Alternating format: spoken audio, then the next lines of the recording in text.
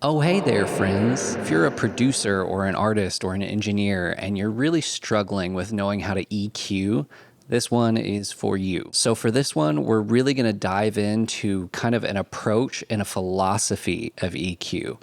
So, it's not so much telling you, hey, you should boost here and you should cut here, but it's kind of teaching you how to think about EQ and how you can apply that to any sound. It's the way that I EQ things when I'm tracking, mixing, mastering, whatever it is. And it really does work for me like every time. The mindset is what works for me. And what's cool about it is because you're really learning an approach and kind of a thought process, you can take it and then you can apply it to your own style. And you can apply it to pretty much any instrument or source that you're recording. As always, I love to hear if these things are helpful for you, so don't forget to leave me a thumbs up, leave me a comment. If you have questions, I'm happy to help and answer questions. I'm going to teach you an approach to EQing because really it's pointless for me to teach you like an EQ move. It doesn't really make any sense to have somebody say like, oh, you EQ a kick drum by boosting 100 hertz and cutting 300 hertz. And like the reason that doesn't make sense is because EQ is so contextual, right? You have to take into account the sound that you're working with. You have to take into account how that sound fits into every other sound in the arrangement and the song. And then you have to take into account, like, what is your vision for the sound? So, like, I really can't tell you, oh, this is just how you EQ a drum set, or this is how you EQ a vocal, because it is different every time, because the context is different every time, and the artistic intent is different every time. So instead of kind of like giving you, random boosts or cuts to try, or say, copy this setting, what I'm going to do is I'm going to teach you kind of a workflow or an approach to EQing things. And I think that if you try it this way for a while, it will really help it like click in your brain what you're doing, why you're doing it, and it's going to help you get better at EQing. Because let's be honest now, some of you are doing this on your EQ or something like it. Sometimes it might even be worse, if we're being honest. And while this is kind of a fun piece of abstract art, I can tell you just by looking at an EQ setting like this that something has gone horribly wrong. This is either like sound design or it's bad news. So our goal is going to be to get away from doing things like this to a more musical, straightforward, precise approach to EQing. I want you to think of EQing any sound almost like a little game, okay? And the game is, can I make this sound the way I want in as few steps as possible, right? If, sometimes you'll be working on a sound and you've done 10 things to it before you finally figure out what you wanted to do to it. And then if you went back, you could do that in 2 steps rather than 10. And pretty much in music, I would say that if you can get to your desired outcome in 2 steps, that's better than getting to it in 10 steps. Like, we want to cut out the stuff we don't really need to do. That's going to help us not over-process sounds. And then it's also going to help us just really focus in on what matters when we're working on something. I'm going to be using the stock Logic EQ, just the channel EQ for this. Looks like this, nothing super fancy. You can use any EQ when you're using this approach or kind of taking this method of EQing your tracks. What I do recommend, especially if you're not super experienced yet, is to use an EQ that has a graphic that will show you both your EQ curve, like what you're doing to a sound, and then also when you put audio through it, like this, you're going to want an EQ that shows you an analyzer view of the frequencies. I think at this point, almost every stock EQ does this. I know the one in Logic does. Pretty sure the one in Ableton does. There's probably a free one you can download if you just search like free EQ plugin with analyzer. I bet there's one you could use. That's going to help you though, because you're going to start to equate certain sounds or tonalities with what you're seeing. So that's going to really just help you at first visualize what you're doing to a sound. Over time, that's going to train your ears, and then you won't need to rely on the visuals as much. You'll just kind of like develop a sense of what to do. That's something that comes with a lot of repetition and practice. This is going to seem silly, but my very first thing on the list of this kind of approach to EQing is before you start, before you turn on an EQ, before you start getting sounds and moving things around, I just want you to stop and listen to the sound, probably in context, but maybe in solo. I want you to listen to the sound, and I want you to think about what you want to happen to the sound. And I realize this sounds so basic, but it's such a common habit for us to start throwing processing onto things because we think we have to, because we're like, oh yeah, plugins, making it better, hardware, making it better. We just assume that doing more is the right answer and it's going to steer us in our direction. But doing more when you don't have like an actual artistic agenda or a vision is probably just going to get you into trouble, and it's probably going to confuse you and make your song sound worse. So the first thing I want you to do is just listen to whatever it is you're EQing. If it's a vocal, think about things like, how bright is it? How dark is it? Does it feel nasally? Does it feel muddy? So, think about issues you might want to fix, but then also think about things that you want to bring out of the sound. Is it like, oh man, I really wish that the mid-range was a little forward so that it felt edgier. Try to think of it in just some like simple, clear artistic directives, and then start EQing. I think honestly, just doing that in general with every plugin makes a huge difference in how you use the tools that you have access to. Once you have your EQ open, I'm just going to give you a super quick overview of what all these things do. I'm going to go fast so that we can kind of get to the philosophy of it. But in this EQ up here, you can see all of your controls up at the top. You've got filters on both ends. So you have what's called a high pass filter, which filters out the low end. Over here, if I turn this on, you've got what's called a low pass filter, filters out the top end. All right, so we've got a filter for each extreme. Then we've got shelves, which are EQ points that boost everything above or below the frequency point you pick. So this is a great way to adjust like overall low end, overall top end. It's really a gentle, smooth curve, and it's for like making kind of big shifts in the overall spectrum of the frequency. And then you've got a bunch of these, right? And we call these bell curves. Basically, this is when you can get a little more surgical, a little more precise. If you want to boost just a certain area without boosting everything above it, you're going to want a bell. This is also great for when you're cleaning up a sound. There's like a muddy frequency. You're going to use a bell to pull those frequencies out without affecting so much of the area around it. And you can see down here, you can see the frequency selected on the band. You can see how much gain I'm boosting or cutting.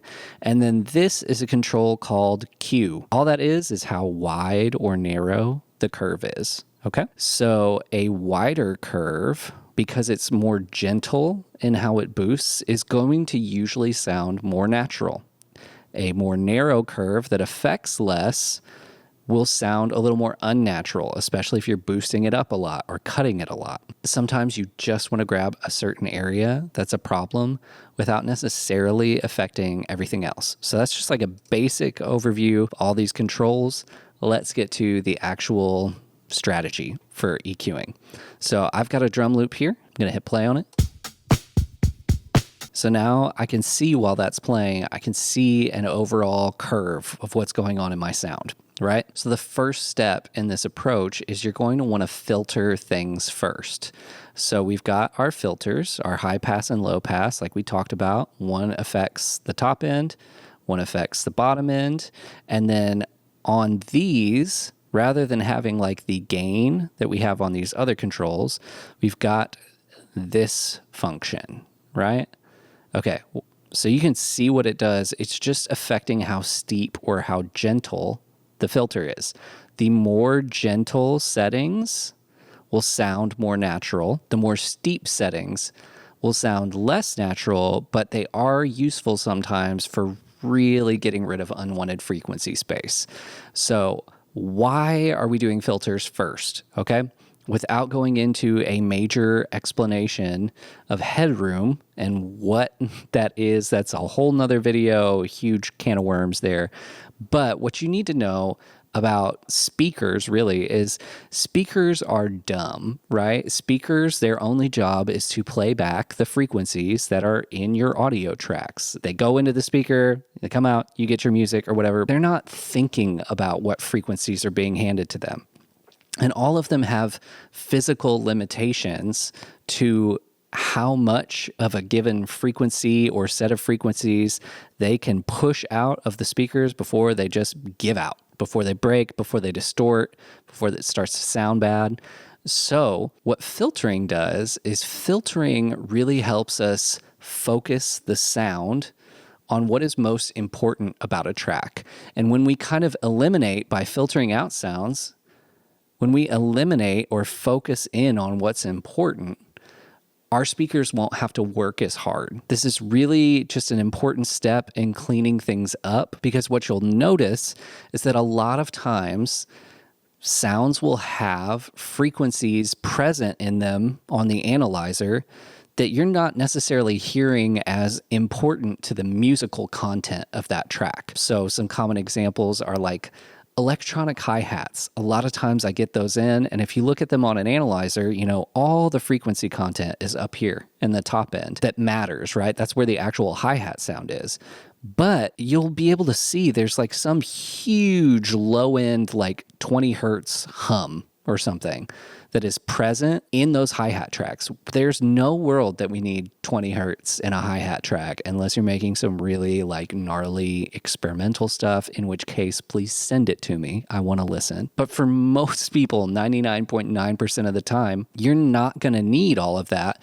And what makes it even worse is like low-end frequencies take the most energy to reproduce. They push speakers the hardest. So there's really a finite amount of low end that you can have before things just start to clip, before you start to trigger compressors or limiters in a way that you don't even want to trigger them. It's just this low end that isn't important, and maybe you can't even hear it on your system, is triggering it. You know, there's like discourse online. I see people argue about whether or not you should high pass every track. I think the key, the real answer to this like debate back and forth is like, it's bad advice to be like high pass every single sound besides your kick and bass to like some fixed frequency. I've seen that advice before, like high pass everything at 200 hertz except your bass and your kick. That's dumb, okay? Because there's like all this room here, especially in the like 100 to 200 range. That's where like a lot of warmth comes from. And you don't want to just make your stuff sound thin automatically without even being critical about it or thinking about it. But if you go through and you're looking at your individual tracks and your arrangement and you have an analyzer, you will be able to see really fast where the important musical content is in your track. And what I always recommend to people is like, just filter to where you start to notice it and you're like, oh, I'm like losing something about the sound, and then pull it back a little bit until it's like, oh, now it's back. You can even see this visually. I'll point it out, but you'll be able to see like on a vocal, what's the lowest note in the vocal? Is it like 150 or whatever? Okay, well then high pass your vocal at like 120, 130. That's going to get rid of any rumble that was in the recording of like weird plosives from being too close to the mic. Maybe somebody bumped the mic stand. There's noises that can get in a vocal track that are that low. They don't matter. But you don't want to necessarily just kill all of the warmth of your vocal. So when you're high passing, you're just going to want to look for what can I remove that I don't need. Sometimes you will get a sound that has some information in the low end that when you really listen to it in context, you're like, this is getting in the way. And that's when I would actually filter over frequency content that is musical. But that's kind of a judgment call, and you usually need to make that, in context as you're working and as you're getting familiar with the arrangement. I see a lot of people talking about high pass filters. I do not see a lot of people talk about low pass filters. And I think they're actually extremely useful. You might think, well, why do we need to filter out top end? Top end doesn't necessarily clog our headroom the same way that a bunch of low end does, because it just takes less energy. If there's just not as much going on up there, the things that do have a lot of top end will really stand out. They'll catch your ear. So let's say, you want your vocals and your cymbals to really have a lot of this air. Well, that's cool. But one way to emphasize that without just boosting a ton of air is to just gently, with a really gentle filter out some of the super top end of your other sounds. A lot of times in sounds like electric guitars or some synths, the stuff that's up here is really just noise or little distortion or artifacts. So you can actually clean up the top end and get it way more precise and honestly way more pleasing to listen to by doing some filtering on individual instruments that just don't really need this. And that's kind of why I tend to tell people to think of it as focusing your sounds, okay? A filter focuses, let's say it's an electric guitar part, and the mid-range here is what's most important about that part. Well, if I do something like this on the filters so that it's just gently getting rid of any noise down here we need or we don't need, and then up here, I'm getting rid of any sort of weird artifacts or hashy, unpleasing stuff from the amp. If I do that, I have now, without doing any other EQ moves, I've cleaned up the sound. I've probably gotten rid of noise that I don't want or need. I've gotten things out of the way for other elements in the mix. And I'm telling my speakers, hey, the most important thing about these electric guitars is this zone right here. So I'm focusing on what matters most. And sometimes in a mix, all I will do when I EQ a sound is filter it a little bit, and that's it. And then it sits much better and it's not getting in the way as much. So I don't need to go in and do a bunch of crazy boosting and cutting. Sometimes literally just filtering sounds is enough to get them to sit without fighting everything else in the arrangement. I'm just going to do a really quick playthrough of some of these different sounds, and I'll just kind of show you visually where I would low pass it or high pass it as a starting point in a mix. Again, it's kind of hard because there's no context. There's nothing that we're mixing together, but you'll be able to see on the analyzer, and I'll just do a quick playthrough of it. So first we've got this drum kit.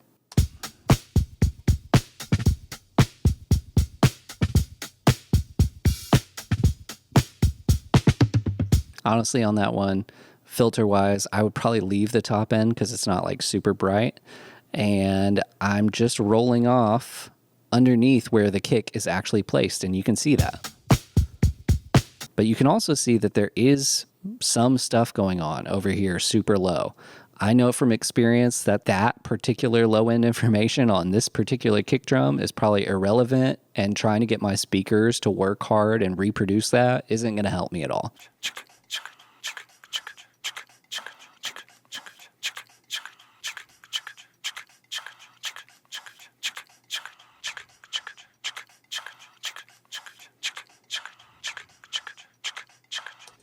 Okay, this one is a great example of something that happens a lot with percussion or different elements. As you can see on the analyzer, there was a ton of low end down here. Look.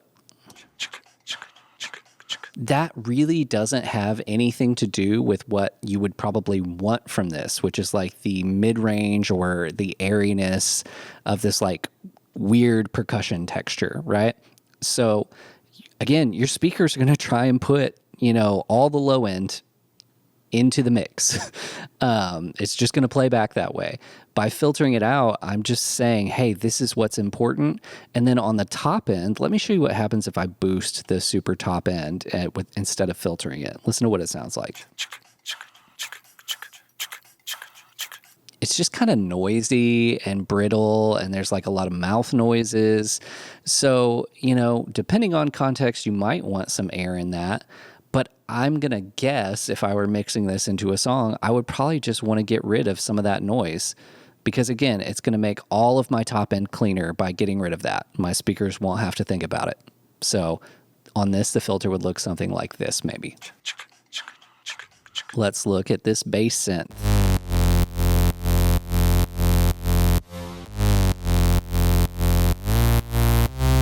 So you can see that this kind of has some super low stuff going on in that synth sound.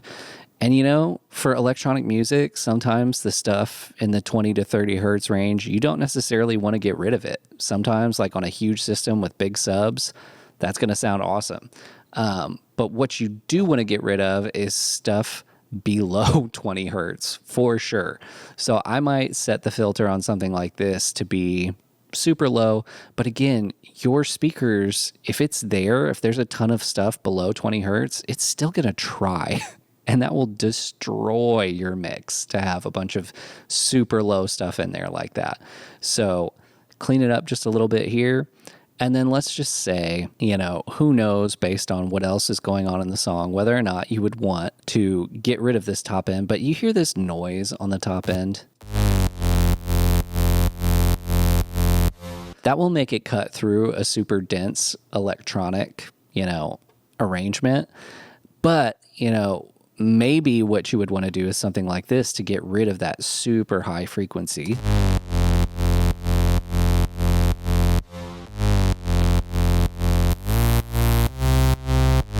And getting rid of that might, clear the way for some other sounds. You're going to have to know what your goal is. You're going to have to know what the context is. But that's how I would set those filters up.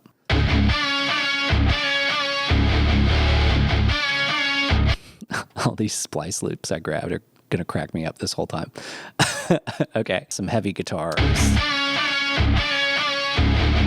I know we want our guitars to be heavy, but we don't want 30 hertz in our guitars. So I'm going to clean that up, maybe to about here.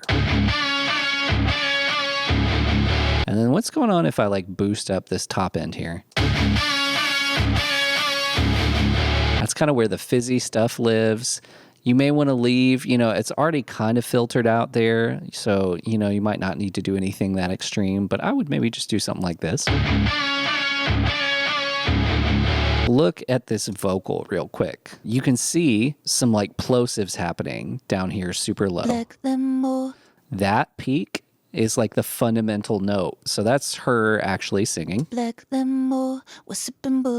All this going on over here, just extra plosives and noise we don't need. Black limo, we're sipping bubbly, kisses like champagne, strawberry icing, new location, tighter guest list. Let's get exclusive, you and me. All right, cool. We clean that up. I probably would not filter out the top end on the vocal, at least not until later on in the process, because usually leaving that air in the vocal, it makes it seem important. It helps it stand out above other things. Times when I would filter out a vocal like this is if it's a really distorted vocal. Sometimes that distortion will just carry over into the top end and start to sound kind of nasty. So something like a gentle filter like this on a really distorted vocal can be super helpful. Okay, we've talked about filtering. Step number 2 in this approach is shelves. Shelves are awesome because I kind of consider them the most musical way to EQ. Why? First off, what does musical EQ mean? Usually, I would say an EQ is musical if it doesn't sound extreme. if you're not altering the sound like crazy, let me play this drum.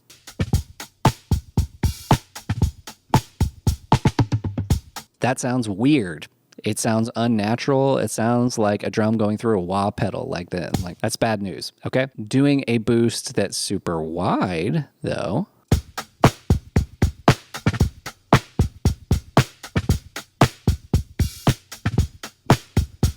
still doesn't sound good on this right there, but it sounds more natural, especially if you were to do a wide boost down here. You're going to get more natural results, more musical results when You're doing long, gentle curves on your EQ rather than super narrow, giant spikes or whatever. I can just think about like how much overall low end do I want? How much overall top end do I want? Because you would be shocked at how often, if you just adjust the overall top end up or down a little bit, a sound will just click into place. And doing it this way is going to be a lot more natural than like trying to do some giant, some crazy, weird thing where you're like, oh, I've got to boost here and I've got to boost here, maybe up top. Like that is going to sound less natural than this. One more time.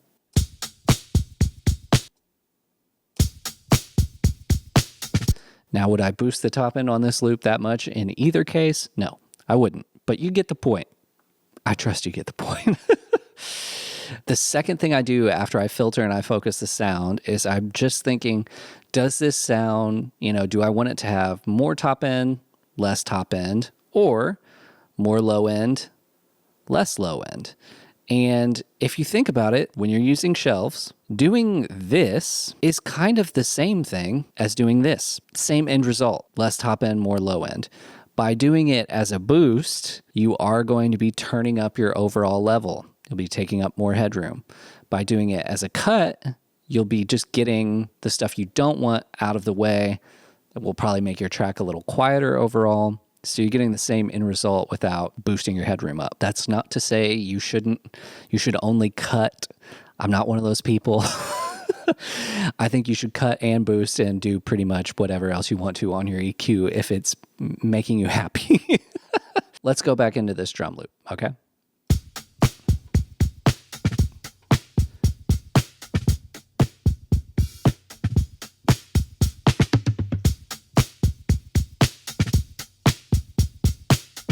Doing something like this to this drum, just a little 3 dB boost, really gentle on the shelf, kind of brings some more life out of it. It's a pretty dark sound, and we don't want to like turn this into some super hi-fi drum loop.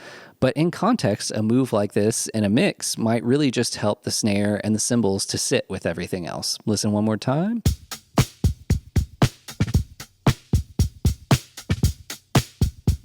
Now that we're getting into boosting and cutting, I really want to encourage you. Try it 2 or 3 dB at a time. As your ears get more sensitive, try 1 or 2 dB at a time. A lot of times, just the most common thing I see is maybe someone did an EQ move that it's like, yeah, this is the right move. It's just how much you moved it that sounds weird. And as you train your ear more, you'll notice changes in EQ at a more subtle level. When you really start to get dialed in, you'll realize that like a 1 or 2 dB cut and a 1 or 2 dB boost in a different spot can really change a sound a lot. It's again, you're trying to do as little as you need to do to get the artistic goal that you want. So if you find yourself having a lot of trouble with your EQ sounds and you go back to your session and you realize, man, I am boosting and cutting a lot.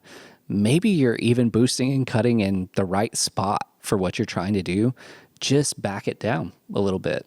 Cut it in half, cut your boost in half and see if it sounds maybe a little more natural and still is pushing things to where you want to be. So we've done filters, we've done shelves, so we can dial in our top and bottom. That leaves us with bells, right? These middle things. And this is where you can get yourself into a lot of trouble because you can get things really unnatural really fast. Okay, so we're almost done here. We're looking at bells. My main encouragement to you, my main thing about approaching bells is I would just only go to a bell if I couldn't get the sound that I'm looking for by filtering and shelving. Sometimes that's the way it is. I would remember that even if you're using a bell rather than a shelf, remember that wider, more gentle curves on the cue will probably sound a little natural. But if you're really trying to get more surgical, you can do something like that on a boost. Let me show you an example of when you would want to do that. All right, let's see. Let's say I want to boost just the snare drum in this drum loop, right? I can't go to the snare drum and boost the low end. Well, I can see where the snare drum is. Look. So if I were trying to just bring out the snare a little more without affecting the rest of the drum loop, I could do a little boost, 2 dB, just right where the fundamental of the snare is.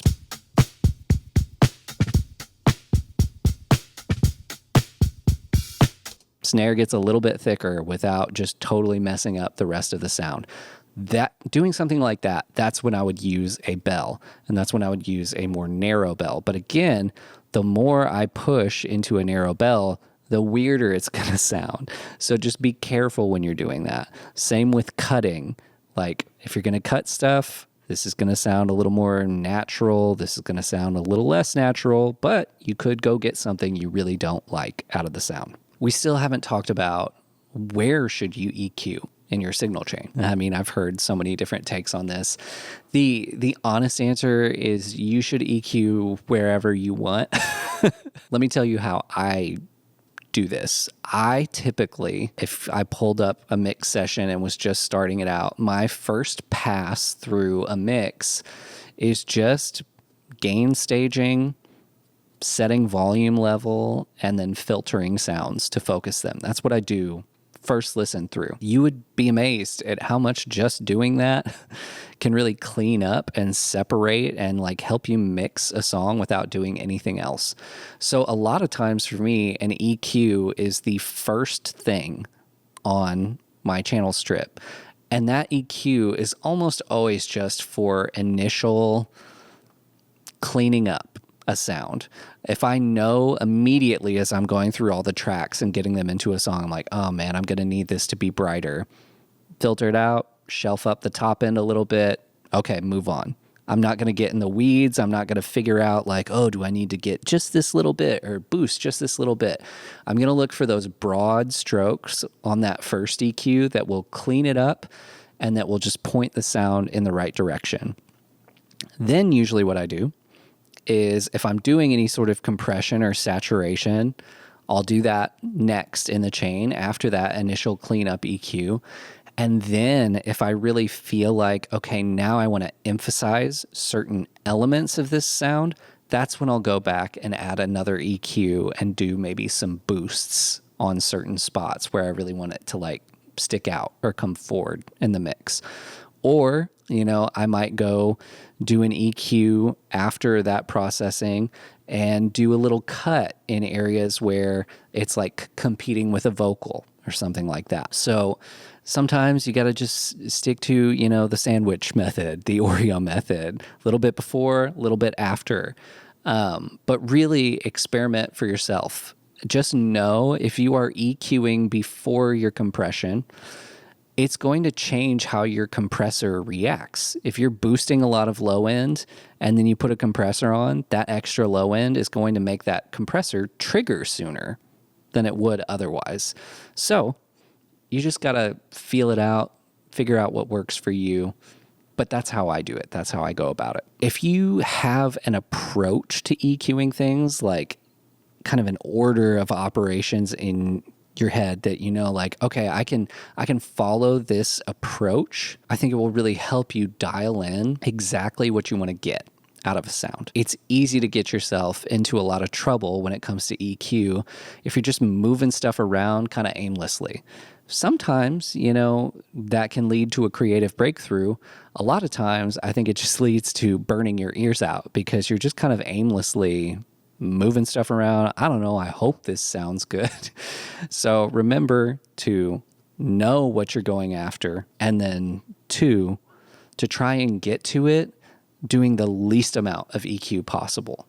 Sometimes you're going to come across a sound that needs a lot of EQ. It's just unavoidable. That happens. Not every track needs 10 bands of EQ going on. If that's kind of your current mode of operation, I think you would be a lot happier with how things sound if you got it to like 2 bands of EQ, maybe 3. Maybe sometimes all you got to do is filter a sound and it'll sit real nice. The last thing I want to say is your ear is going to get trained as you do this. So you will start to learn, hey, this is what these frequencies sound like in different sources. So it's going to be a lot easier for you to identify what you want to do, because you'll be like, oh, I know immediately that I need more of everything 100 hertz and below because it's just not where I want. Or it's going to get really, you'll get a lot faster at being like, oh, there's a mid-range buildup that is getting in the way here, and I'm just going to dial that back a little bit. Be patient with yourself on the ear training side of things. It's really easy and fast for me to EQ now because I've been doing it for over 15 years, most days. I EQ stuff a lot. So I've just really gotten used to navigating around, getting straight to what I want. Hopefully this has been helpful for you. I know it's been helpful for people I've taught, in person before. Let me know, if you try this out, let me know how it goes for you. Let me know if you have your own approach to EQing that really helps you stay focused and get the actual results you want. But hopefully, especially if you're a beginner, this will give you a plan to move forward and develop your skill at EQing.